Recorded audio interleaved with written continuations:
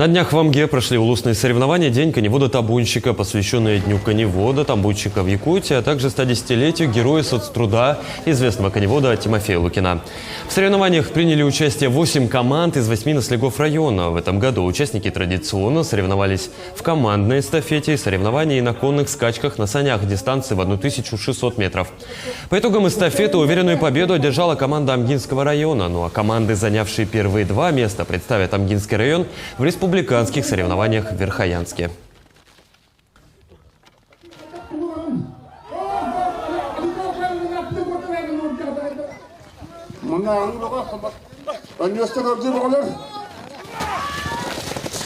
В позапрошлом годах в улусных соревнованиях у нас максимум 6 команд было.